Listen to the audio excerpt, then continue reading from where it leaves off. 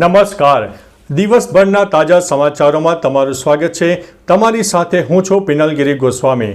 સમાચારો વિસ્તારથી જાણીએ એ પહેલા મહત્વના સમાચારો ઉપર એક નજર. નમસ્કાર મિત્રો, દેશ અને દુનિયાના સુપરફાસ્ટ સમાચારમાં તમારું સ્વાગત છે. સૌથી મોટા સમાચાર સામે આવી રહ્યા છે ચોમાસાના. ચોમાસું બિહાર પહોંચ્યું, વીજળી પડવાથી 5 લોકોના થયા છે મોત. યુપીમાં પણ વાવાઝોડાને કારણે પેટ્રોલ પંપની છત ધરાશાયી થઈ ગઈ હોવાના સમાચાર મળી રહ્યા છે. 4 લોકોના મોત થયા છે અને 22 રાજ્યોમાં હવે વરસાદનું એલર્ટ આપી દેવામાં આવ્યું છે. મિત્રો, અન્ય મહત્વના સમાચારની વાત કરીએ તો રામ મંદિરમાં ચોરીના મામલે પીએમઓએ રિપોર્ટ માંગ્યો છે. ભાજપ નેતાએ પત્ર પણ લખ્યો છે. અખિલેશે કહ્યું કે દાન સાથે ચેડા કરનારાઓની પાછળ કોણ છે તે શોધી કાઢો. અન્ય મહત્વના સમાચારની વાત કરીએ તો ગુજરાતમાં રાજ્યસભાની 4 બેઠકો પર ભાજપના ઉમેદવારો બિનહરીફ જોવા મળ્યા. 18મીએ ચૂંટણી નહીં યોજાઈ. ઇતિહાસમાં પ્રથમવાર કોંગ્રેસની એક પણ બેઠક જોવા મળી નથી. અન્ય મહત્વના સમાચારની વાત કરીએ તો નેશનલ સમાચારની કેરળમાં આ વર્ષે નિપા વાયરસનો પ્રથમ કેસ નોંધાયો છે. હાઈ એલર્ટ જારી કરવામાં આવ્યું છે. દર્દી વેન્ટિલેટર ઉપર જોવા મળ્યા. હોસ્પિટલ સ્ટાફ ક્વોરન્ટાઇન કરવામાં આવ્યો છે.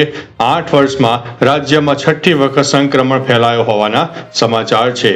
અન્ય મહત્વના સમાચારની વાત કરીએ તો નેશનલ સમાચારની મણિપુર કામજોગમાં ગોળીબાર, 2ના થયા છે મોત. ઘણા ઘરોને આગ લગાડવામાં આવી.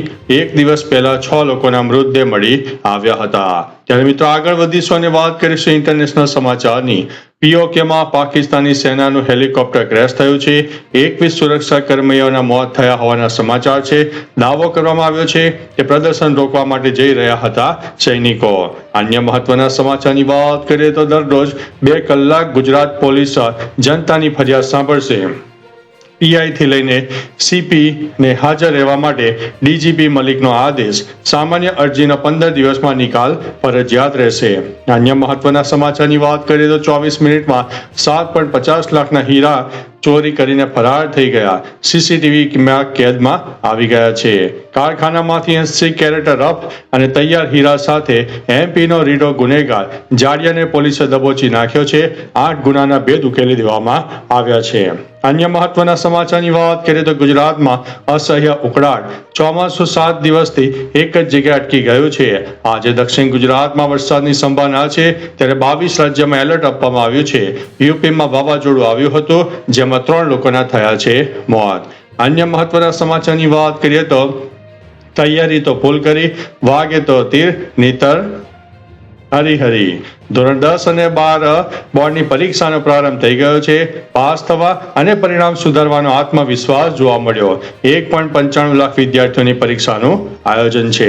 અન્ય મહત્વના સમાચારની વાત કરીએ તો પ્લેન ક્રેશ, મૃતકોને ભાવભીની શ્રદ્ધાંજલિનું આયોજન હતું. આજે અમદાવાદ પ્લેન ક્રેશ દુર્ઘટનાની પ્રથમ વર્ષી છે. આ દિવસે આકાશી આફતે 260 પરિવારોના માળાઓને વેરવિખેર કરી નાખ્યો. પ્લેન ક્રેશની આ ભયાનક દુર્ઘટનામાં જેમણે પણ પોતાના સ્વજનો ગુમાવ્યા છે, તેમના હૃદયમાં આજે ગમગીની અને ચીસો ગુંજી રહી છે. પ્લેન ક્રેશની આ ભયાનક દુર્ઘટનામાં અકાળે મૃત્યુ પામનારા તમામ મૃતકોને ભાવભીની શ્રદ્ધાંજલિ.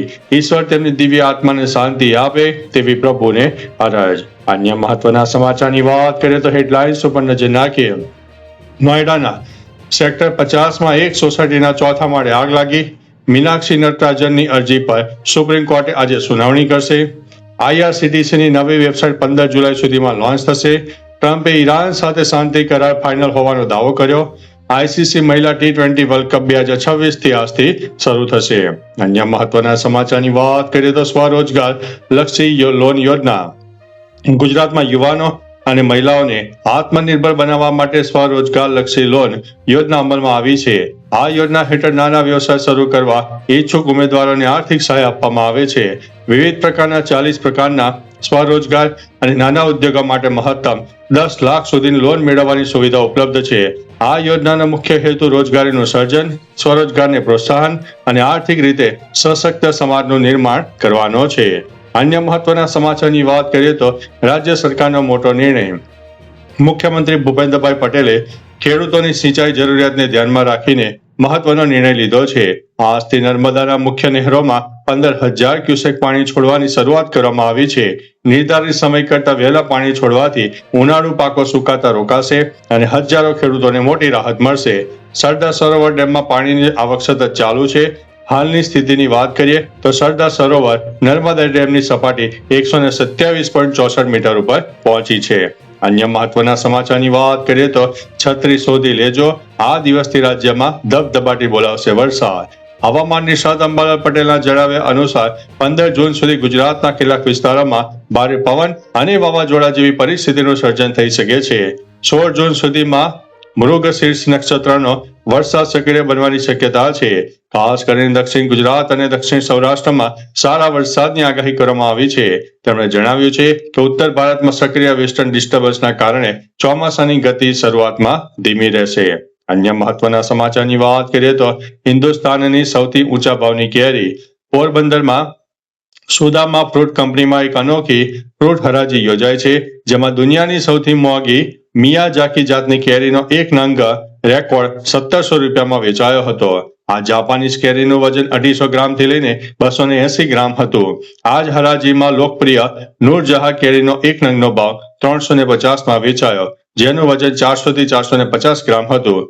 સંચાલક કેવલ દાસાણીએ આને ભારતીય ઓર્ગેનિક ખેતીની મોટી સિદ્ધિ ગણાવી છે. અન્ય મહત્વના સમાચારની વાત કરીએ તો ગુજરાતમાં કોરોના આવ્યો. ગાંધીનગરમાં લાંબા સમય બાદ કોરોનાનો નવો કેસ આવતા ફળફળાટ વ્યાપી ગયો છે. સરગાસણ વિસ્તારમાં રહેલા 51 વર્ષીય મહિલા ચારધામની યાત્રા કરીને પરત ફર્યા બાદ કોરોના પોઝિટિવ હોવાનું જણાતા સિવિલ હોસ્પિટલમાં દાખલ કરવામાં આવ્યા. શરદી, ઉધરસ અને તાવના લક્ષણો બાદ તેમનો રિપોર્ટ પોઝિટિવ આવતા સ્થાનિક આરોગ્ય તંત્ર એલર્ટ મોડ ઉપર આવી ગયું છે અને જરૂરી સાવચેતીના પગલાં પણ શરૂ કરી દેવામાં આવ્યા છે. અન્ય મહત્વના સમાચારની વાત કરીએ તો રામ મંદિરમાંથી 7 કરોડ રૂપિયાની ચોરી. અયોધ્યા રામ મંદિરમાં 7 કરોડ રૂપિયાના ચઢાવવાની ચોરીના આક્ષેપોથી વિવાદ વકર્યો છે. પૂર્વ હિસાબ પ્રભારી મહિપાલસિંહે દાવો કર્યો છે કે તેમણે ચોરી પકડીને મહામંત્રી ચંપતરાયને ફરિયાદ કરી તો તેમને પદ પરથી હટાવી દેવાયા અને 8 મહિનાના સીસીટીવી ફૂટેજ ડિલીટ કરી દેવામાં આવ્યા. આ મામલે શંકરાચાર્ય સ્વામી અવિમુક્તેશ્વરાનંદે પણ આકરા પ્રહારો કર્યા છે, જ્યારે ભાજપ નેતા વિનય કટિયારે તપાસની માંગ કરી છે.